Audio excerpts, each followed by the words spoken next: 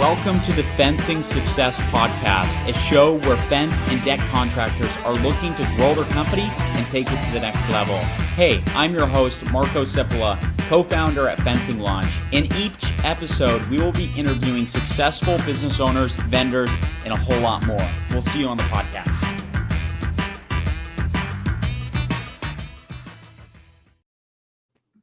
Welcome, everyone. Your host, Marko Sipila, here with FencingLaunch.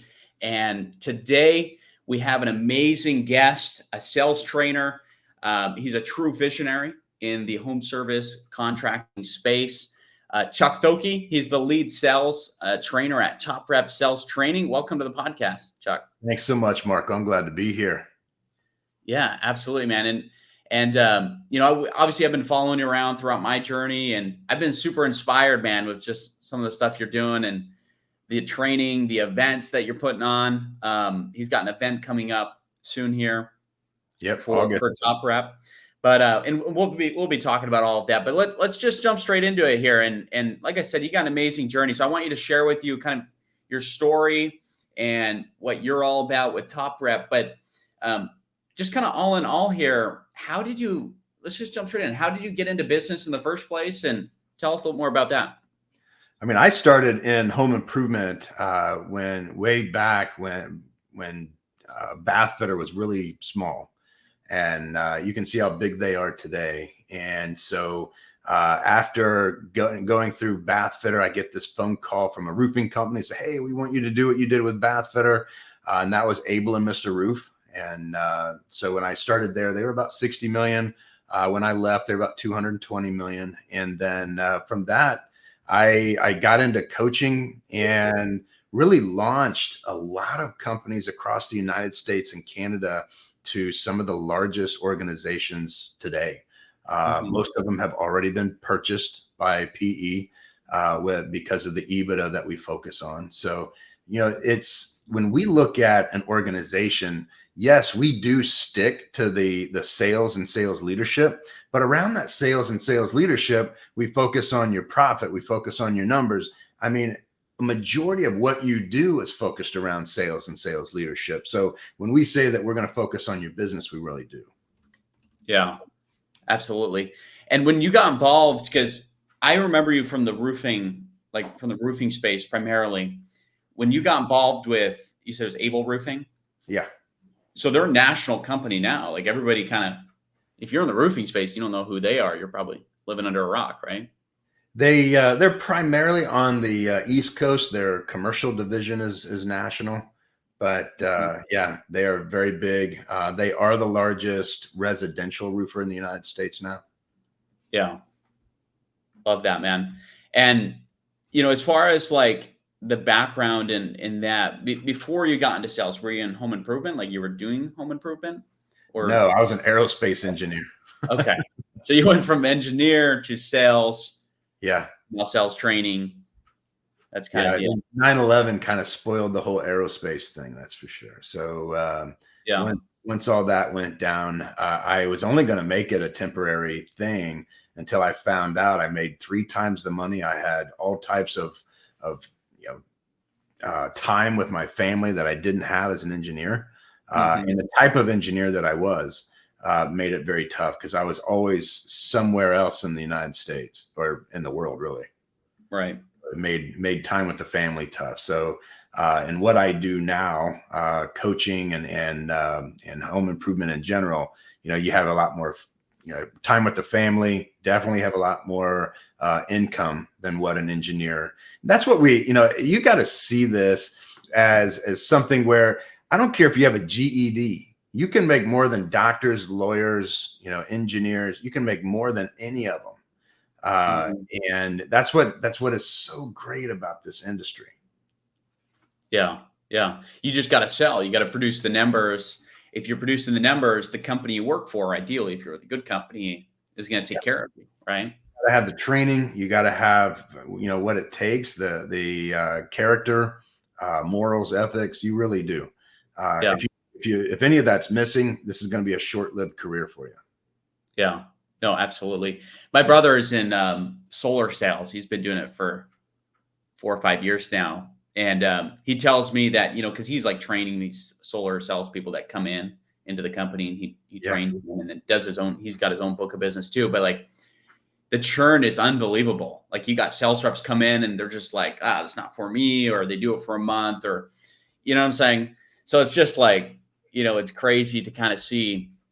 You got to be a killer, you got to be good. You've got to be in the right mindset, I imagine. And I want to talk a lot about the ethics, the mindset, and some of the other things when it comes to sales in general. But I guess like what common mistakes, if we were to talk about the contractors themselves, because this is obviously fencing and decking is primarily who will be listening to this podcast here. But what are some common mistakes you see just contractors in general make with their sales process or sales team? Like what are some things that you see as being an issue? The biggest mistake that we see is that they don't have one. The second mistake is that they have one, just nobody knows about it. It's Right. sitting on the shelf.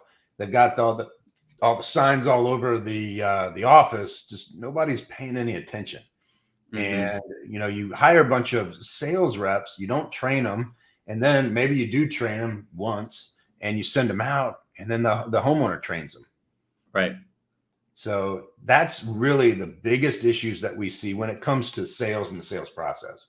The biggest problem we see is that they don't understand cash flow, but that's not so much on the sales side. Right. What do you mean by that? They don't understand cash flow, like the sales team or the owner? The owner. Yeah. So they don't know like how to pay, like how to create a sales team. Like they don't know how to. Well, the owners simply, the most important thing an owner can do is to go out and learn economics and cash flow. That is the most important thing an owner can go out and learn, because that's one of the biggest problems that we have in our industry is these owners go in and they think that they're instantly rich, or they don't understand how to manage the money that's coming in. They actually think that the deposits that are coming in is income. That's not income by any means. A deposit is a liability, and they don't get that. I mean, that's not what we're here to talk about, but that is some of the biggest problems, is that these business owners are not business owners. Yeah. Yeah. Well, they just got to focus more of their time on like learning the actual business things. That's so true that you say that, because we've even seen companies that do that. Like they'll think a 50% deposit is income, and they'll use that to complete the projects they're doing right now. Right. And like, no, that is, put that into a separate bank account or something, right? Yeah. Because that's future revenue. That's just getting skin in the game for a future customer, right? Right. You get yourself in big trouble if you start using that for current cash flow, right? Yeah. And the second thing is these guys think it's great when they can get credit from their suppliers, and then they owe their suppliers $2 million, and they have no way of paying it back now. We see this quite often as well. So, usually when we get called as a coach, a lot of times it's too late. They're so far in it, they can't see their way out of it, and they want us to try and figure it out, which a lot of times we know how to do it. But if you have a good coach that can help you figure that out. But again, even on the sales side, sales does in fact fix everything. Yeah. Yeah. Well, like you said, you just got to know the economics so you can see, okay, here's where we're at right now. We're trying to get here. How do we do that in 12 months or in 6 months or whatever you guys would help map them out a plan, right? That's right. But what would you recommend? Like, is there any programs or stuff like that for contractors just to kind of learn the economics, or is that kind of that's the new zero? You got to know that. So there are a few people that we do recommend, and they're fractional CFOs that will help you to understand, not just do it for you, but they actually help you to understand. We have one, he's not part of Top Rep. His name is Rob Thokey. It's funny because there's Chuck Thokey and Rob Thokey, but he's one of the best that we've seen, but we have seen some really good ones. Remember that if you're going to get a fractional CFO to work with you, make sure that they are a CFO, not an accountant. There's a completely different role there. And but you have to have it. I don't care if you're just starting out, you're thinking about starting out, go get one.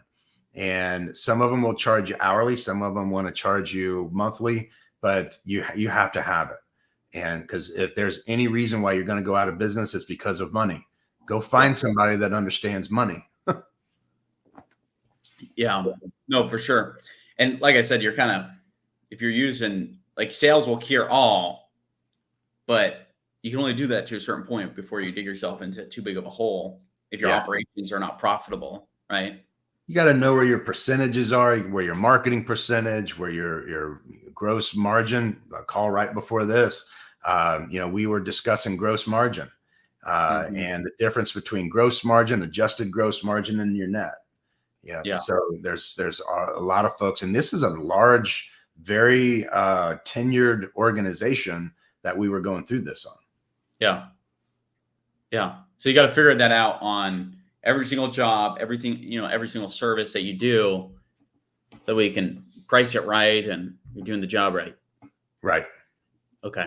So it's not necessarily a sales issue, but it can cause, indirectly, it's going to affect how you sell and how you use that money and all of that, right? It does. It does. When we say that sales cures all, it's where the money comes from. I mean, that's why it cures all. It brings in the money. But if you don't know what to do with it when it gets there, and all you're thinking about is that Ferrari that you want to go buy, just because some other guy out of the Apex Consulting decided that he would flash his Lambo, a lot of these folks on Facebook and Instagram that they are flashing these cars. They want you to go out and buy it because they know that you're going to fall on your face and make room for other people. So, I mean, it's funny what social media can do to you. Yeah, no, for sure. Okay. Well, now that we've kind of discussed that a little bit, let's segue into like conversion rates, because you're big on this, I know. So, I mean, let me just map you a picture here. Okay. So let's say somebody's running a $700,000 a year in revenue fence business right now. Okay. They're in a metro area. They have plenty of opportunity. There's competitors that do 10 million. They're at this $700,000 level. Owners doing the sales right now. What would you recommend for someone like that who, is kind of wearing a lot of hats, right? Who's doing the sales, who's doing the operations, doing, on the job with the crew some of the time, just kind of tied up in a lot of things, right? Wearing a lot of hats. We know that's, can't work forever, and you can only scale that up to so big. What would you recommend for someone like that, in that scenario, like from a sales standpoint? So the owner needs to determine what they're good at. If they're good at production, hire a salesperson. If they're good at sales, hire production first. Yeah. And you have to grow it slow. A lot of these franchises, they bring us in because they know that one of the first things we're going to say is when you start your franchise, you got to make sure that you hire your first sales rep. But we also know that money can be tight. So figure out what you're good at. If you like sales, you're good at sales, find your production staff. But you can't do both. You can't sell it and install it yourself. You can't. This whole owner operator thing is very temporary. But when you're doing this, you have to be very growth minded. So when you do this and you say, hey, I'm really good at sales, I'm going to hire my production staff. So then you go out and hire a production manager. He manages all the jobs that you turn in. And you have to know that, okay, my next level, if I'm at 700,000, is, maybe my next level is 900 or $1 million. And when I can get to that $900 or 900,000, that's when I'm going to hire that first sales rep. But make sure that you do it. You're going to hire that sales rep. You're going to train that sales rep. And you're also going to find this is that when you hire that first sales rep, they may not work out and you're going to give up. Yeah. Like, all these sales reps suck. I can't hire anybody that works for me. You're going to be like, this doesn't work. I'm not going to be able to hire 4 or 5 before you find that one that's like, hey, finally, we got somebody. And that's your first one. Then you need your second one. So you have to be growth minded. You cannot sit around and just look at your your balance sheet all day long, or I got money in the bank, so I must have good profit. No, you have to be growth minded. Yeah. No, that makes a lot of sense. And I guess, like, if you're an owner operator, that's a stepping stone. Like, you're capped out because you could only do so many sales calls. You could only do so many projects, managing all of that. And you're doing everybody a disservice in your organization because now they're capped out, right? And they can't grow because you're just not willing to let some things go, right? And, to your point, so you said that they either need to lean more into operations or production, or they need to lean more into sales, whatever they're good at, right? So you would say, do what you're good at, hire the other. That's kind of your philosophy there? Yes. Okay. And then with the opportunity to hire to replace you at some point. Yeah. Because yeah, exactly. So for the guy, let's say he's better at production because that's just what he's been doing, right? Sales is a struggle. He's going to hire a sales rep. What are some of the action items they're going to do? I mean, where would you find these people usually? So the easiest way to find people is through the people that you know.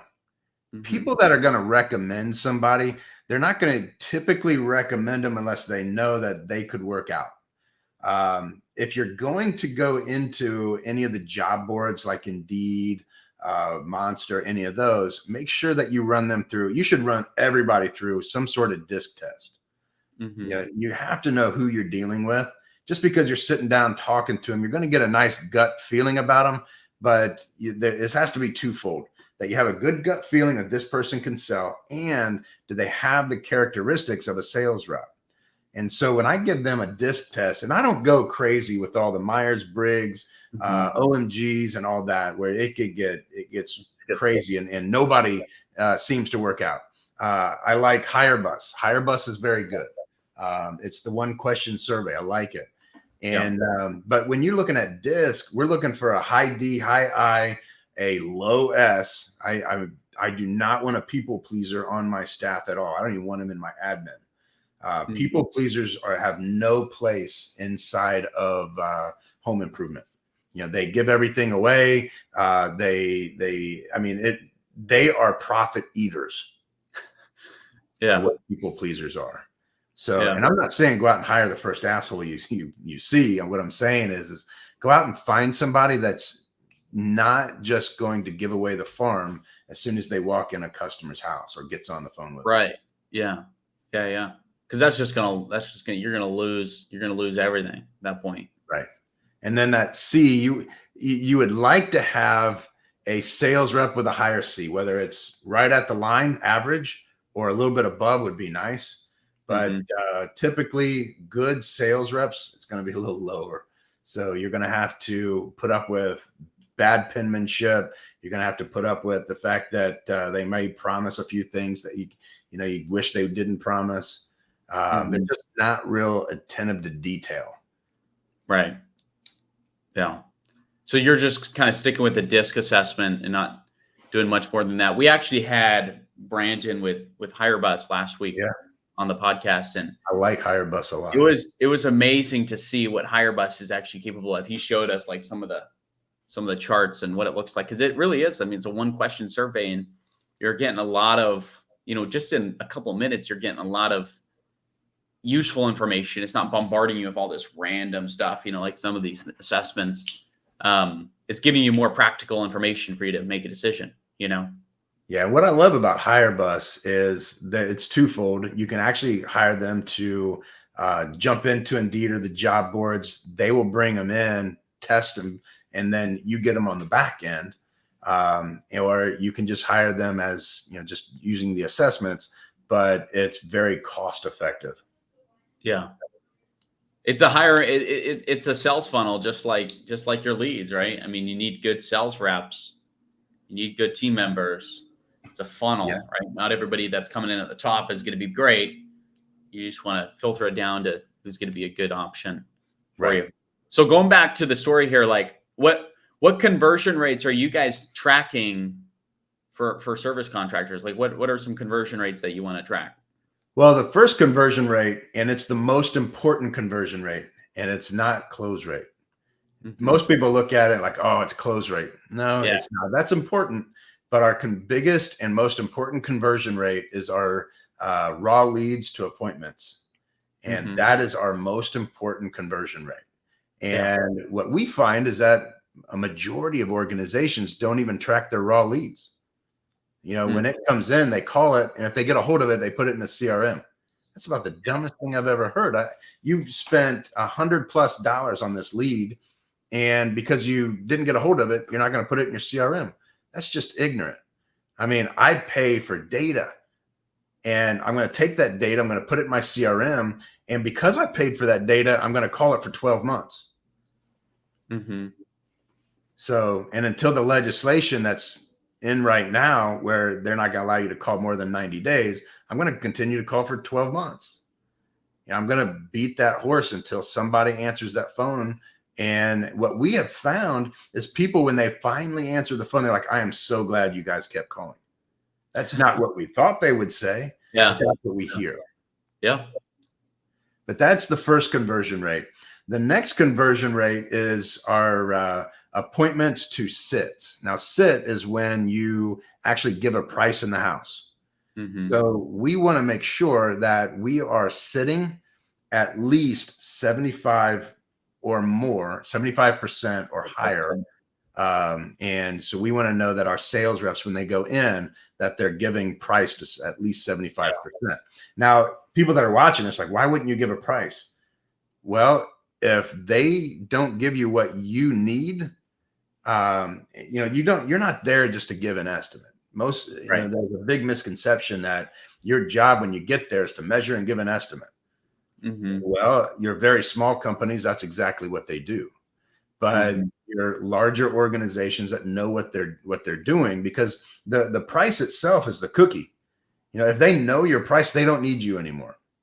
They don't need to talk to you. They don't need to ask you any more questions. They don't need you anymore once they have that price, because as far as they are concerned, they're picturing what that fence is going to look like. And now that they have the price, they have everything they need. Yeah. And but if we get there and it's not the right environment for a presentation to actually take place, now we have a problem, and I'm not giving them a price at that point. Yeah. No, that makes a lot of sense. So the first conversion rate, again, just kind of reiterate, that is the raw lead to appointment set. Like, what is that percentage? And then you have, which, by the way, you'll get your cost per appointment at that point, right? Like, what is your cost per appointment set?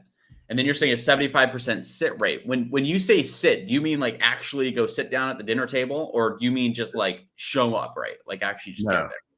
So an issued lead is when you actually go out. So when we say CPLI, cost per lead issued, that means an appointment that was actually run.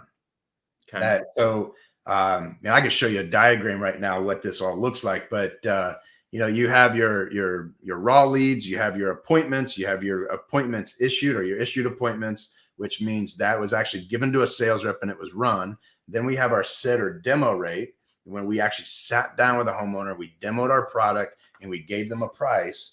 And then we have our close rate from there. Yeah.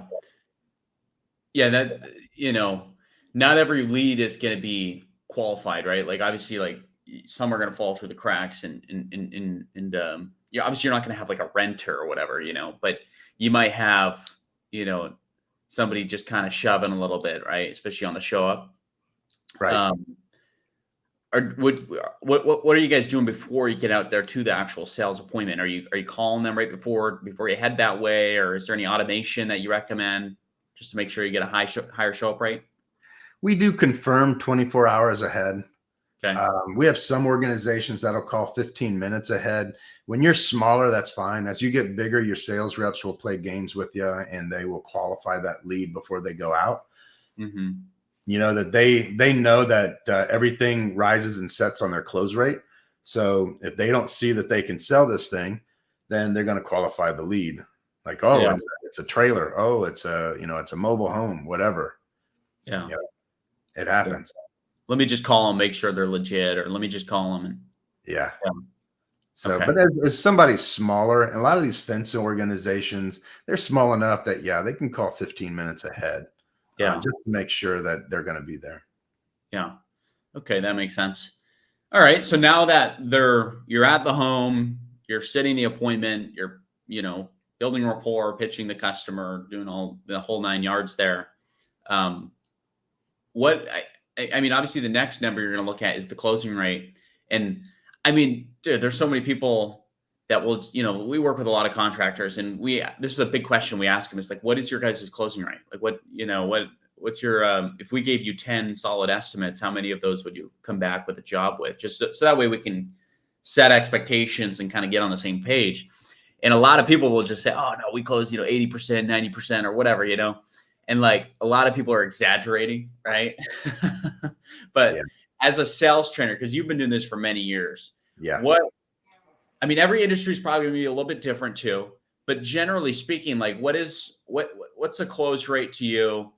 And, break that down a little bit for the audience.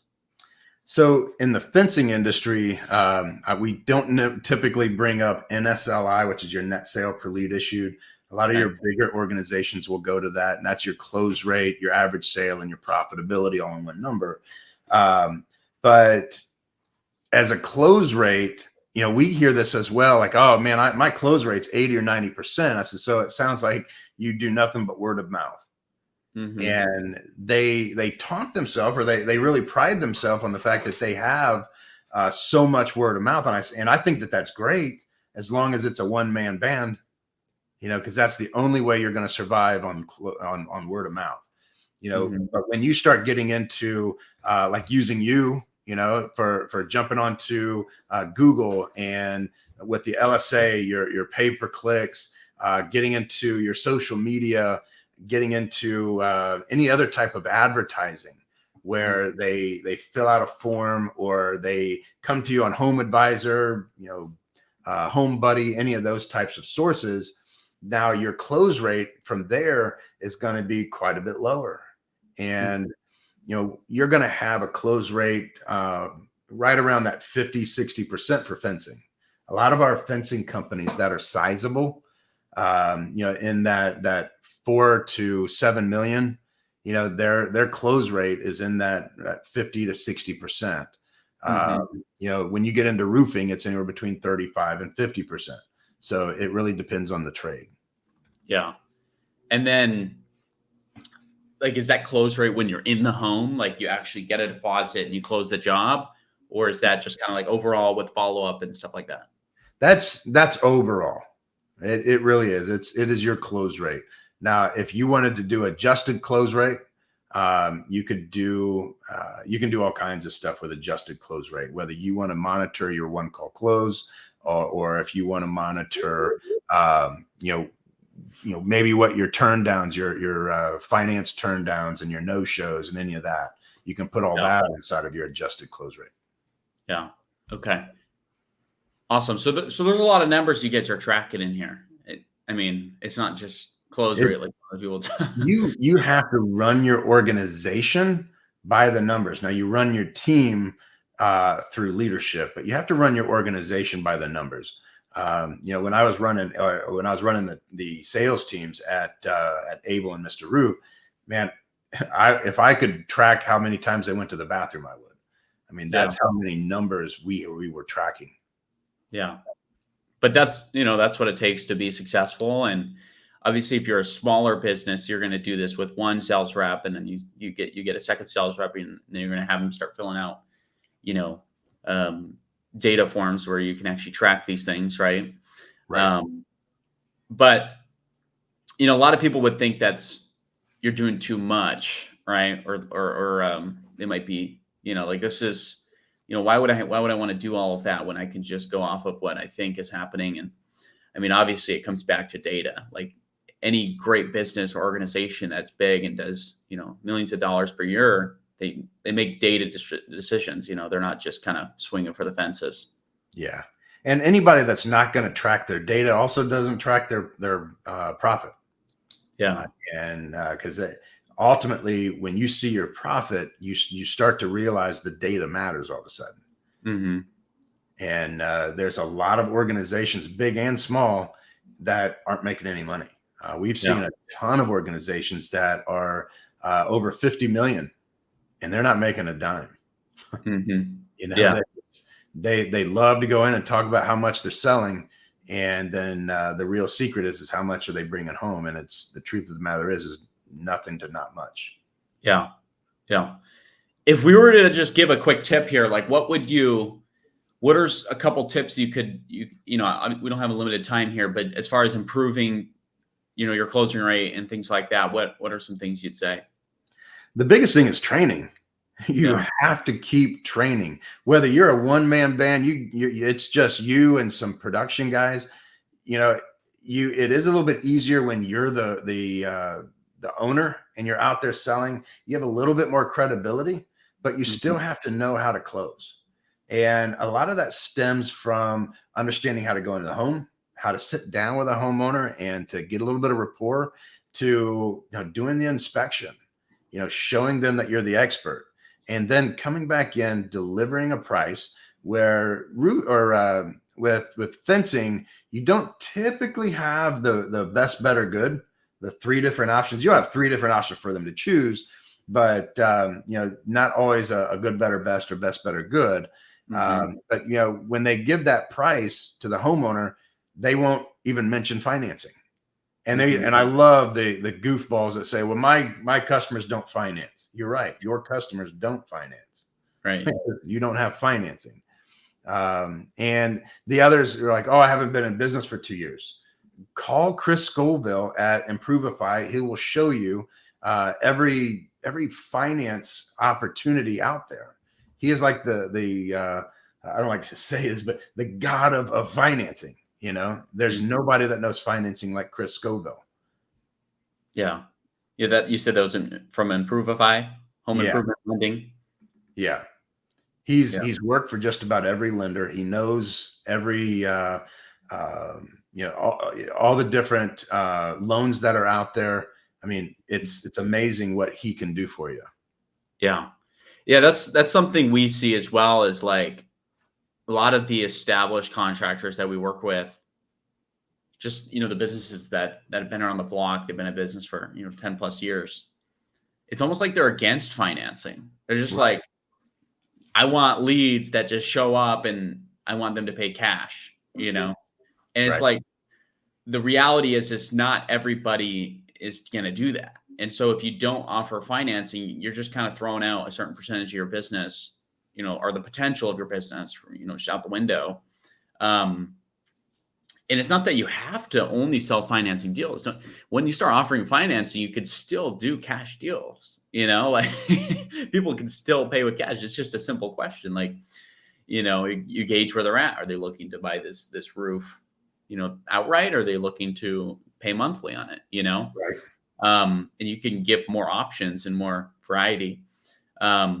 What would you say, like in your experience with these industries, like what percentage of deals would you say are finance versus the other route? When you get into the higher dollars, like siding, windows, roofing, baths, you're going to be about 60% financed. Some of the lower ticket may be closer to 20 or 30% because most of these people can pay cash. So it's not out of the question of just paying cash. Yeah. Yeah. So for fencing, you're kind of in the middle there, where it's like, depending on the job and how many feet you're getting, like it might be worth financing, it might not be. It's just going to depend on the customer. So it's totally worth it to have it as an option, right? Correct. But okay, awesome. What about follow-ups? Like, I know you're big on just building enough value, building enough credibility, and just selling them right there, right? Wouldn't that be a perfect world that you can just close everything if you just did the right thing? That's just not going to happen. Right. A certain percentage will be based on follow-up. So when you are having a very formal follow-up policy, and everybody should have one. So when the job's not sold 24 hours after that appointment, a text message should go out and say, hey, just wondering how it all went. How did the appointment go? Yeah. And you're going to get a certain number of these people say, hey, I'm so glad that you sent a text. We're ready to go. We've been meaning to call Marko back out. We just forgot, but I'm glad that you sent the text.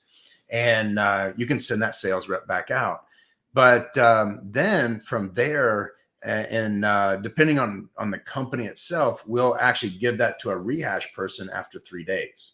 Mm-hmm. And on that third day, you're going to go through a quick little survey. Did the salesman show up on time? Was he courteous while a guest in your house? Did he show you all the colors and all the styles? Yeah. By the way, did they leave you with a price? Yeah, he did. Do you mind if I ask what that was? And if they can give you that, then it can be rehashed and closed. If they're like, yeah, I can't even remember what that price was, then you got a bit of a mountain to climb. And so you're going to continue with that script until you can go in and close that deal over the phone. You're going to work them all the way down to, so if you don't mind me asking, how far were we from making this thing make sense for you? Now there's a whole script that I skipped over. Yeah. But what we're trying to do is get them talking and then get them into a mode of negotiation again, where we can close it right there over the phone. Yeah. And many of these organizations that understand how to do this, 20 to 25% of their sales comes from it. From follow-up. From follow-up, yeah. Yeah. Now there's a text message inside of home improvement. And when I go out and I speak to these larger audiences, I will say earlier on, I says, what I want you to think about right now is all these customers or these prospects that have ghosted you. You're trying to reach them, you're texting them, whatever, and they just will not get back to you. I want you to send out this text. Hey, Bob, this is Chuck with FencingLaunch. Have you given up on your fencing project? That's it. That's all I want you to put. Yeah. And what I asked them to do is, in the middle of this, while I'm speaking, as soon as that person gets back to you, I want you to raise your hand. And it never fails. Usually about 5 minutes, I get my first hand. And if I have about 200-300 people in the audience, by the time I'm done, about 40 to 50 people have their hand raised. Yeah. And so that text message is one of the most, I guess, effective text messages in the industry. And all it is it's a no question. It came from a guy by the name of Chris Voss, never split the difference. He's a hostage negotiator. He can get people to talk. So that's where we got that from. Yeah. I can't remember if I got that from you too or what, because, I think that must be pretty universal too, because we do that in our sales too. Like I'll send people a message. I'll be like, you can see here, I just searched this on my message. I don't usually do sales, but all of these are, have you given up on your marketing ads yet? Yeah. And it'll get them to respond, like if they're, it's universal. So you're right.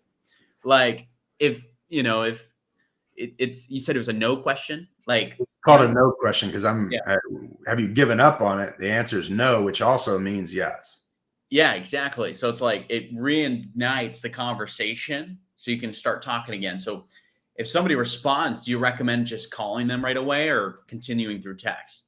Continue through text. Okay. Keep going back and forth through text. Be very, very respectful. Great. Can I come out tomorrow? Is not the answer to that. That's not, that's fantastic. No problem. I totally understand. We have busy lives. When's a good time that I can, we either stop out or just give you a call. Is that sometime tomorrow? Does that work for you? Yeah. I love that. Yeah. It's funny that you brought that up, because we literally do. And I probably heard it from you, honestly, from somewhere. We did that at the World of Concrete last night. Yeah. That must've been where it was. Awesome. Well, what about, what else are you working on? Is it just Top Rep, or are you working on anything else right now? I have a external remodeling company. We just started a bath company. It's in West Virginia. So those are exciting, but for the most part, we're growing Top Rep. It is the largest sales coaching organization inside of home improvement. And so we just continue to pioneer more and more stuff. The thing that we have now that nobody else has is what we call an AI role play bot. So it's on our platform. And so sales reps can get on and they will go back and forth while they're waiting for their appointment. They can actually role play and go up against what we call go up against the machine. And so they can go up against like Robert or Jenny or Nathan. That's kind of your beginner, intermediate, and advanced type of role play. And all you're doing is going through your close. And we never know what they're going to say. I just showed it on a podcast earlier this morning. And the guy was just blown away. He says, did you engineer it to say that? I says, no, I never know what Jenny's going to say next. Yeah.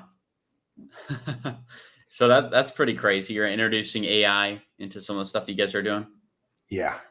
And we have our events twice a year. One's coming up here in August 19th and 20th. And we have a fair amount of folks that are in the fencing industry that will be there. Yeah. So if people want to hear about this event, because you guys got this coming up in August, where do they find you? I mean, here's the website, Top Rep Training, but where do we? Yeah, this will be easy. If they go to topreptraining.com, you can go to the next event, and it'll tell you when our next event's coming up. We always have one in August and one in February, and they do sell out. It is an experience for the sales rep, but it's also an experience for the sales leaders. And we take them into we take the sales leaders into a different room 6 different times. Okay. Awesome. So you guys are going to be in Columbus in August. Yes. All right. Nice. All right. Cool. And then if anybody else is curious, like where should they connect with you? Are you available on Facebook? Like what's the best way to connect with you guys? Facebook and LinkedIn. We're very active. We actually have a Facebook group that anybody can join. And there's a lot of just free sales tips that we drop in there. Yeah. And what's the name of the Facebook group? It's just the Top Rep High Performance Sales Group. Okay. Awesome. We'll put that link in the description here. And yeah, man. So just in closing, Chuck, I mean, obviously honored to have you here on the podcast. Is there, anything else that you would recommend to fence businesses listening, whether they're looking to grow their sales team or just add, build out a sales team? Is there anything else you'd add to them? The thing that I want everybody to look at is stay the course. And I was listening to a good friend of mine speak, and he was talking about how he came to be as successful as he was. And he was talking about his mentor. He said his mentor just kept telling him that just stay the course, man. Just stay the course. Keep moving forward and stay the course. And at first I was like, well, that's, pretty broad. And the more I thought about it, I'm like, that's genius. Because, we all think about quitting. This is too tough. Like, screw this stuff. This stuff's for the birds. I'd rather just sell. Stay the course. Keep moving forward. Whether you're a sales rep, you're an owner. But the other thing here is never stop growing. If you stop growing, you're dying. Yeah. Yeah. You got to have more swings at the bat, and that's why marketing and sales is so important. It's a muscle, you continue to get better every time you do more. And we didn't really talk too much about role playing, but obviously that's super important too. I know you do a lot of that at some of these events. And yeah, man, there's a lot that goes into that. But for you fence companies out there listening as well, we have a lot of things in the works right now. If you're looking to grow and take your business to the next level, we're actually putting on a masterclass next week. It's on Friday. This is on July 26th at 1 p.m. Eastern time. So if you want to join that, just go to FencingLaunch.com/masterclass, and you can join that masterclass. We'll be going live again on the 7-figure sales system that fence contractors are using to grow and scale their company. Awesome. So thank you so much for coming on the podcast, Chuck. And it's been awesome. Thank you so much.